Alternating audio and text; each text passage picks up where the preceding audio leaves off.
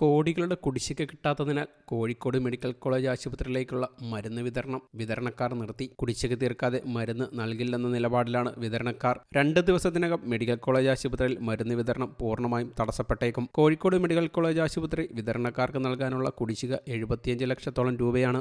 ജീവൻ രക്ഷാ മരുന്നുകൾ, ശസ്ത്രക്രിയാ ഉപകരണങ്ങൾ, ഫ്ലൂയിഡുകൾ എന്നിവ വാങ്ങിയ ഇനത്തിലാണ് കുടിശ്ശിക.